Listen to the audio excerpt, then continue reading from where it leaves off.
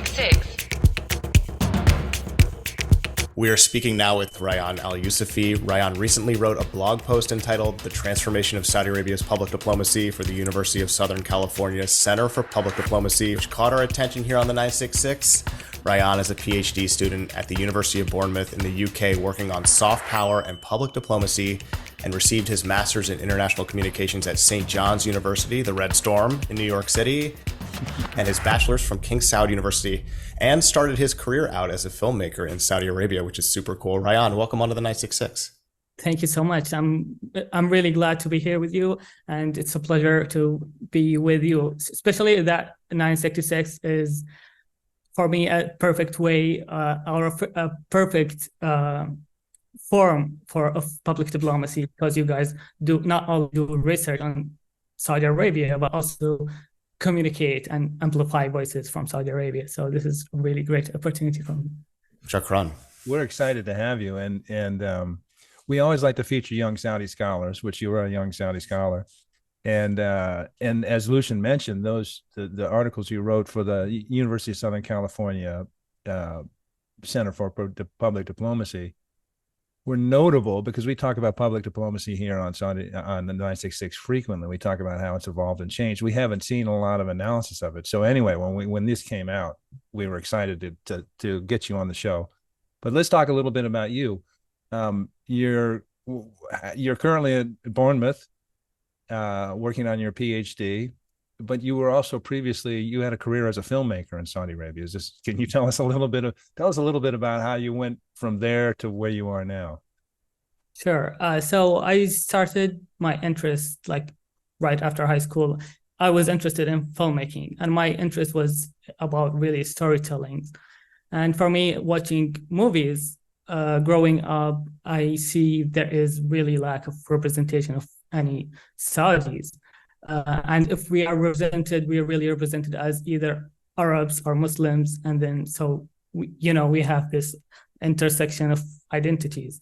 So as I see our representation in movies is just really different than our reality.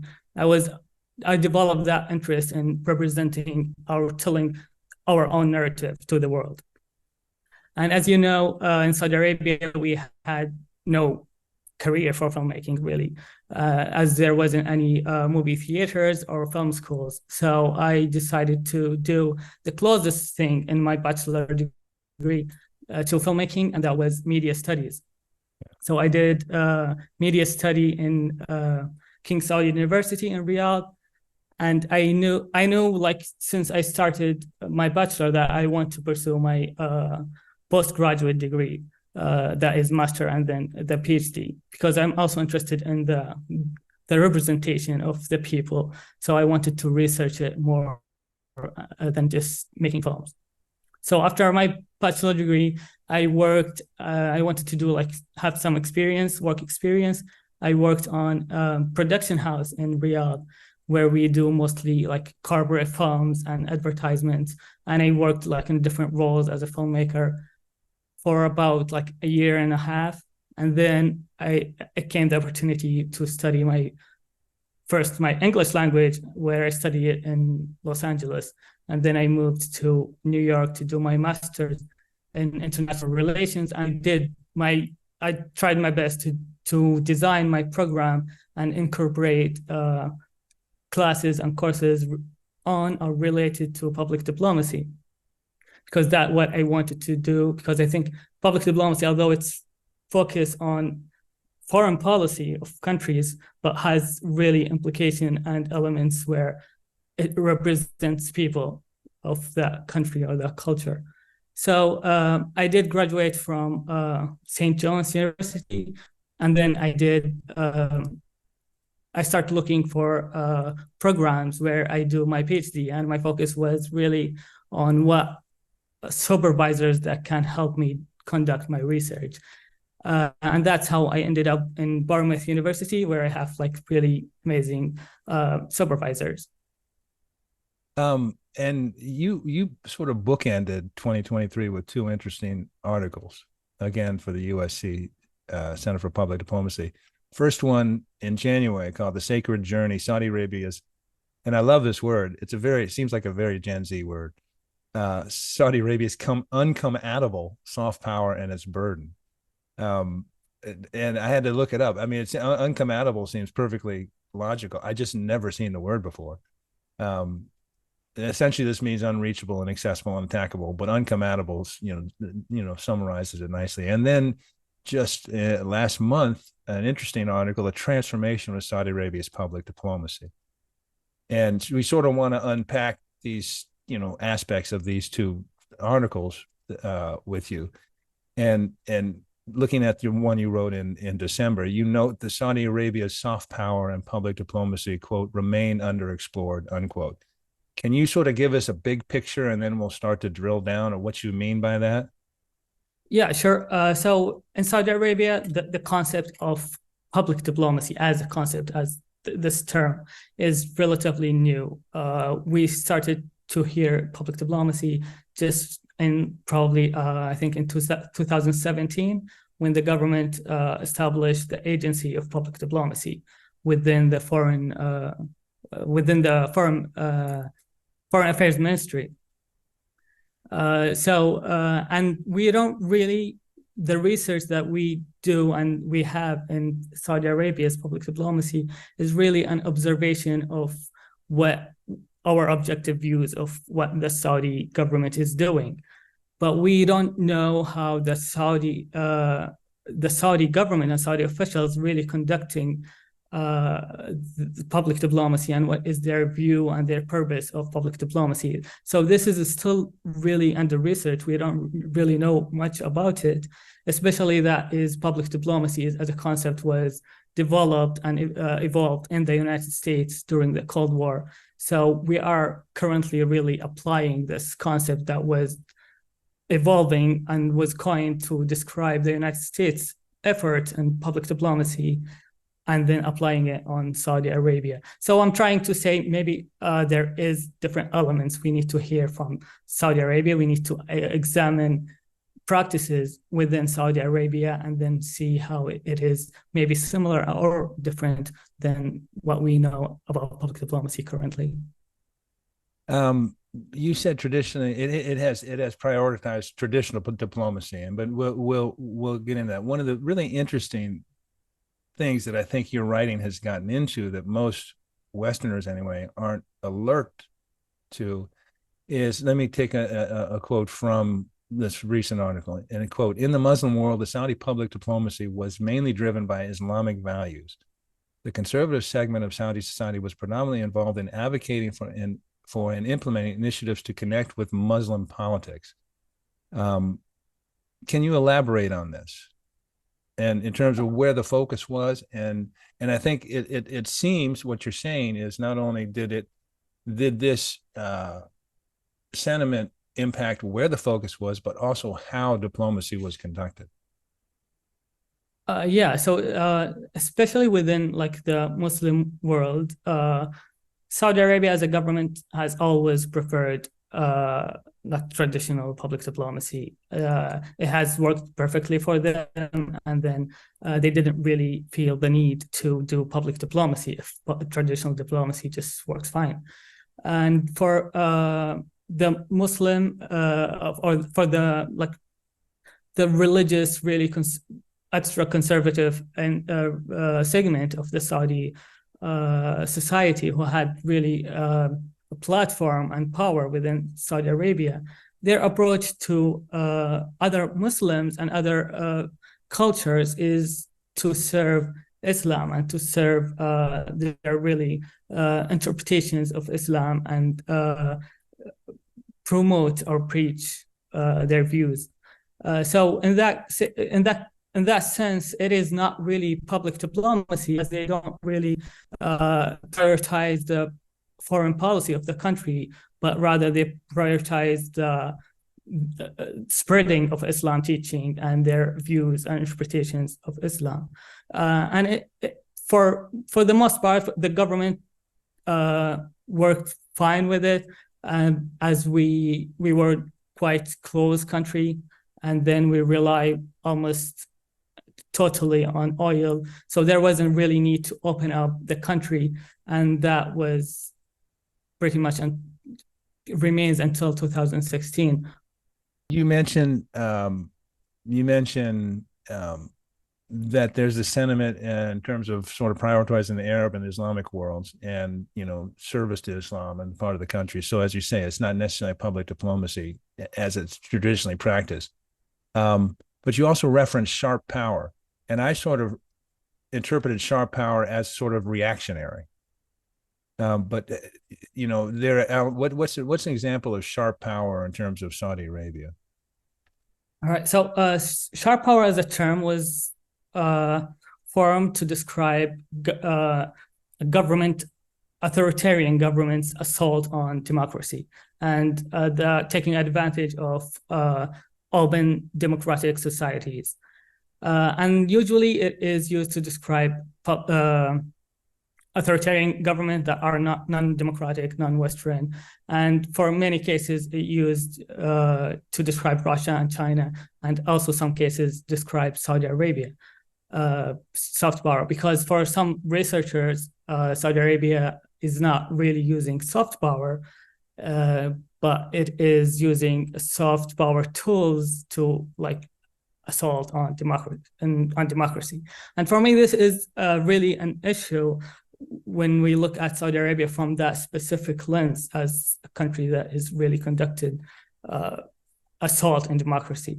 Now, the concept of soft power is describing a really phenomena that is legit and exists.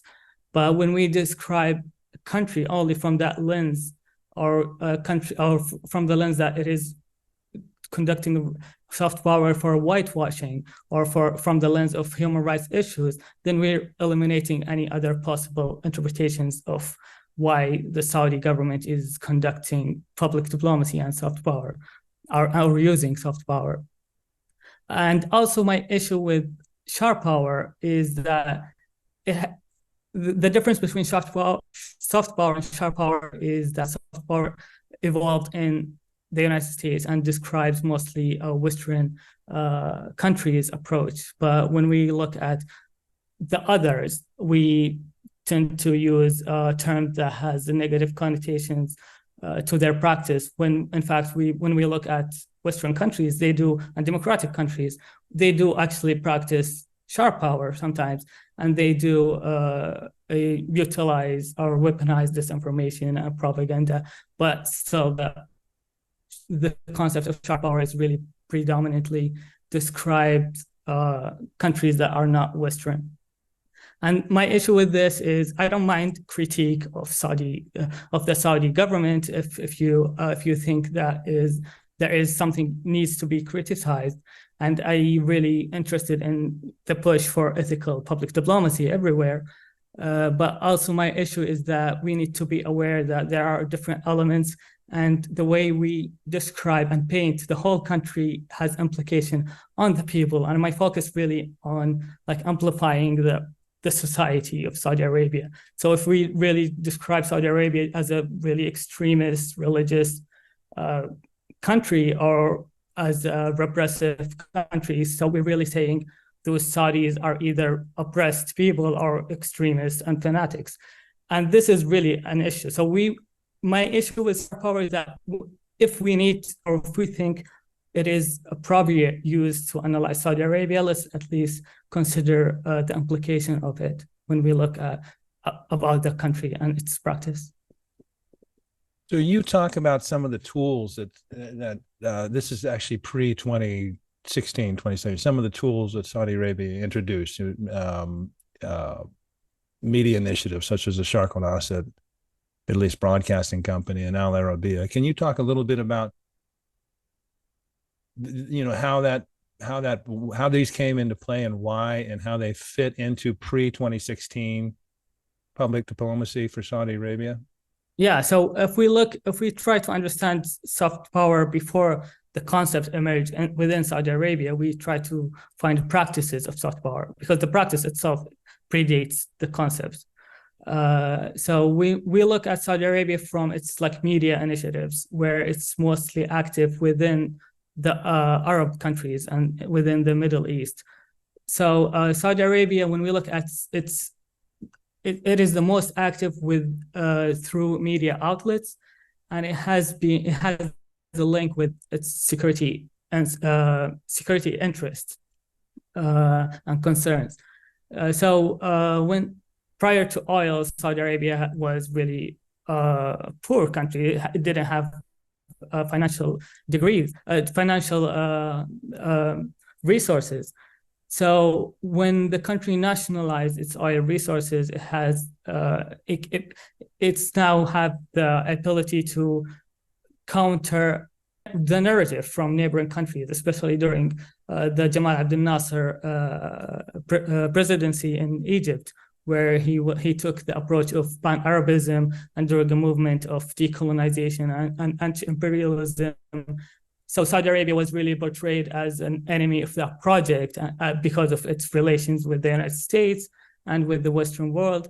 So there was like a lot of propaganda portraying Saudi Arabia as enemy of this pan-Arab movement. So Saudi Arabia, when it has finally the resources to counter that narrative, it initiated the Sharq al-Awsat, or the Middle East newspaper, as a pan-Arab, but with a different approach, as a pan-Arab that in a way that is concerned with different voices from the Arab world and the issues that faces the Arab world, but also doesn't mean hostility towards the West. And then we have another milestone, that is the NBC, which also was founded in 1991 during quite right after the Gulf War. And then you have the Al Arabiya, which was founded in the aftermath of 9/11. If you see this approach within Saudi Arabia, you see it as linked really to more as a security concerns for the government. So you very clearly say that Saudi Arabia's public diplomacy can be divided into two periods, before and after 2016. And that there are three dimensions to it. There's regional, Islamic, and international. Can you expand on that? And because clearly, and again, it's something we talk about here on the 966, we've seen a difference in how Saudi Arabia engages with the world, and also how it defends its policy choices. And Lucia and I have been in tracking Saudi Arabia for decades. So it's notable because has been a change, and then and we can mark this or that. But can you talk a little bit about So essentially, what you're saying is public diplomacy changed after Vision 2030. Yeah. So in 2016, the government announced, or the Crown Prince announced, the 2030 vision, and that was to diversify the economy.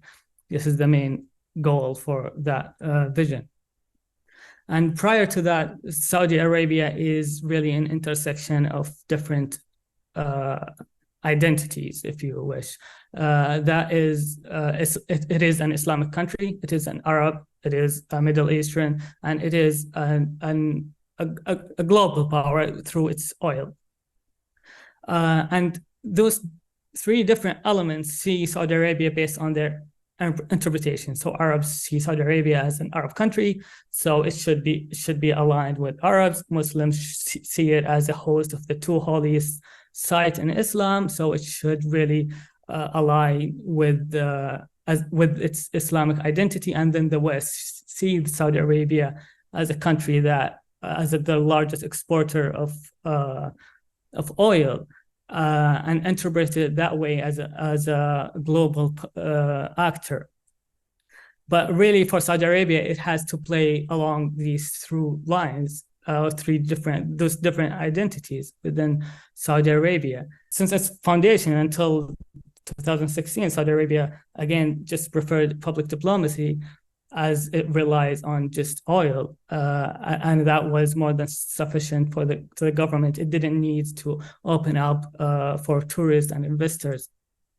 But in 2016, the government realized that we cannot really remain reliant on oil, as the world moving to more renewable energy, and we have to open up the country and invest in our soft power assets, and we should connect with the world, that is the Muslims and the Western, and also with our neighbors in the Middle East.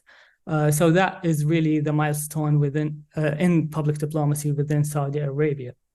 Well, there are interesting aspects about this, and this is one of the things I'd like to get to, just in terms of understanding, because you're talking there a mindset existed about how we approach our engagement with the world, and it tended to be Arab and Islamic in focus, and the rest of it was a little bit, so we'll just deal with it as it comes. And it's really interesting because in your article, Sacred Journey, Saudi Arabia's Uncommandable Soft Power and Its Burden, it's about its responsibilities as caretakers of the holy places. Then you just mentioned that part of 2016 was having it open up. If we want to build our tourism industry, we have to be much more attractive, much more accessible, much more in communicative. In that article, you say a really interesting thing, which I've seen a lot. So you say when conservative clerks had a strong impact on policy in Saudi making, profiting from the Hajj was regarded as immoral. Religious tourism was a forbidden concept, unquote. My point being is part of 2016 was shifting this paradigm about what it is you're supposed to be doing as caretakers. And I think I would like for our listeners to understand that this sort of conservative element where you don't, in Islam, to bring attention to a good deed is to diminish it. And I think that for good Muslims, very much, you don't talk about what you do, which is sort of the antithesis of public diplomacy. Do you know what I mean? And so when you're looking at, okay, here we have pilgrims, we have 2 to 5 million pilgrims a year. How can we expand this, and how can we use this as a foundation for our expanding tourism and hospitality industry? When in fact you're not even supposed to be looking at it that way. So there's been some paradigm shifts. Can you talk about that as you moved into Vision 2030 compelled these paradigm shifts, correct? Yes. Yeah, true. So there has been really push and advocacy or resistance to any way of using any Islamic site. Saudi Arabia has like really rich historic sites and cultures related to Islam, and there has been really a push against using this to showcase it to the world and to other Muslims who would most likely be interested to see it, but the conservative or extra conservative within the Saudi society who had that power to advocate against it, their rationale was to really adhere to the basic and fundamental traditions of Islam that is reported in Quran, the Holy Book, or through the Prophet, peace be upon him. And so they rejected any ideas of having pilgrims who come every year in millions to Saudi Arabia to see different aspects of the Saudi culture, for example, or different sites that related to Islam, the Islamic history in Saudi Arabia, or even visit cemeteries. So they really wanted it to be restricted only to the Islamic rituals and not really expand on that. But after 2016, the country said, no, we don't have to be this strict about Islam. We should be proud about our history, and then showcase to the world, and then even reserve our Islamic culture and show it to the world. So this new approach uses or take advantage of the millions who come to Saudi Arabia to show them or to give them the option to see different aspects within the Saudi culture and the historic Islam that is not really just specific to the rituals of pilgrimage. Well, and one aspect of it is opening up interest in sites that are pre-Islamic, which was not, you didn't see really much in the past, because there's such a rich, long history in terms of human existence, throughout the Arabian Peninsula. So you have a mindset change here that's going on with Vision 2030. How else do you think it manifested itself?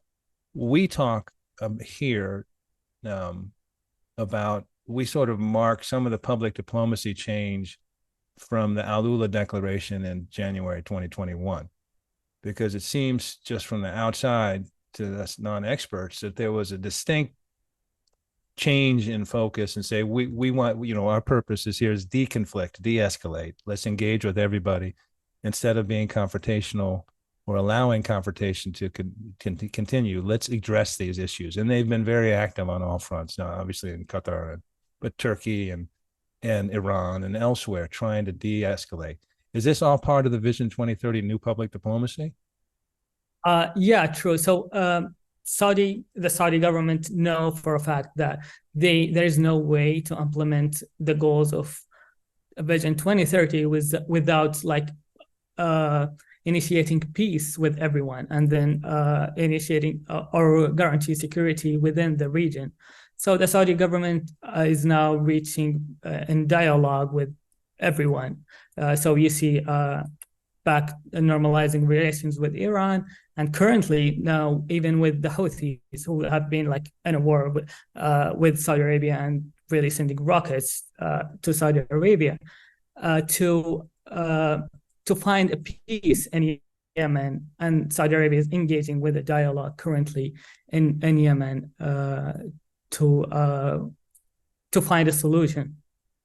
And also the pre-Islamic sites in Saudi Arabia is also not directed to the Muslims, but also to everyone else, to the Western world and everyone else in the world, to see the culture. And because if you see Al-Ula or Hijra in Saudi Arabia, it is not less significant than the pyramids in Egypt or the Petra in Jordan. So it has been just hidden for decades in Saudi Arabia, but now we open up, or the government is opening up, saying that we are opening up to the world to share their to share our rich history. And then also the government is not abandoning the Muslim world or the Arab world at the expense of just opening up the country. So you see initiatives like i'tidal, or moderation, that is pushing for really moderate discussions and dialogue, and open up discussion with different faiths from within the Muslim countries to other people. So you're earning your doctorate in communication and media studies, and you referenced the establishment of a new office in the Ministry of Foreign Affairs in 2017. That specifically, addressed the public diplomacy agency.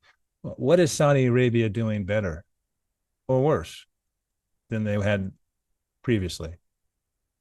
I think the fact that we are trying, at least now, the practice itself is new, so we have a lot to do and to improve in Saudi Arabia, but the government is now opening up the country finally. So we interact with foreigners who visit as a tourist. That was something that didn't exist before for 2019 actually, and then so we're trying to reach out to the world, trying to invite them to see Saudi Arabia. And for me, this is really important because you no longer hear about Saudi Arabia from the media or from the government of Saudi Arabia even.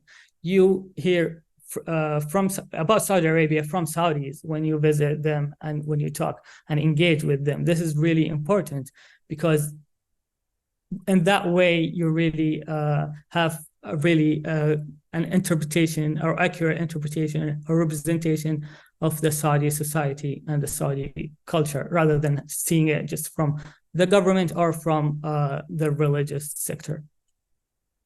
That's sort of the 966 in a nutshell. We agree with you 100%. Always best to hear from Saudis who are familiar with the Right. issue. So we're talking a little bit about, and maybe this is an area we can expand in. We're talking about a mindset. We're talking about the evolution of a mindset. We're talking about an approach that really was forced by need in terms of Vision 2030. If you lay out your plans for Vision 2030, in order to achieve them, you simply can't be a closed society. You can't be a non-communicating society. You have to be a welcoming, engaging society, some place to want to visit, some place people want to invest, the place that people are comfortable coming to. There's also, the area of, I don't know what we would term it, high politics, and this is where Saudi Arabia, makes choices after, Russia invades Ukraine to maintain relationships with Russia. This is a world where, Saudi Arabia joins BRICS, while also maintaining good relationships with the West and the U.S., while also, having discussions about normalization and other things, but essentially trying to absolutely engage in a different way at a higher level, because it sees itself differently. It sees itself more as a middle power now, as a nexus for Asia, Africa, Europe. Can you talk a little bit about that sort of high politics side of it? Sure. So the government is, based on my observation of the government conduct, is trying to really open up to everyone and not really just be strictly towards just the West and abandoning anyone else. So the country is trying to say to the world that we are willing to engage and work with everyone for a better international relations and better security for the Middle East. Because otherwise, if you don't work with and engage with everyone and try to bridge gaps between different powers, then you are just not achieving any security in the Middle East. You're just being a place or a field of powers trying to dominate the region. So Saudi Arabia is saying, no, we can work with everyone and we can find bridges and work with the West or the United States, while also find ways to engage with Ukraine. And yeah, this is how I see the Saudi government is just trying really hard to engage with everyone. And we'll see if that works or not. We'll see. But this is the approach that we're seeing currently from the government. So you're deep into media and communication studies. You have a background as a filmmaker, so you're very familiar with narrative, and you know how important narrative is. What would you say that today's Saudi Arabia's narrative is today to the world? For me, I think it is the main narrative that is coming from Saudi Arabia is come and see us. This is what the country is trying to do. If you see interviews of officials or a campaign, you would see the country's main message was come and see for yourself. We're not going to tell you anything about the society or the culture. We want you to just come and experience it, because this is really important for me also, because since ever the Saudis we were grow up knowing really about the world, because we travel and we study abroad, but the world doesn't really know about us. The world, because again, the country was strict on foreign visitors as a tourist.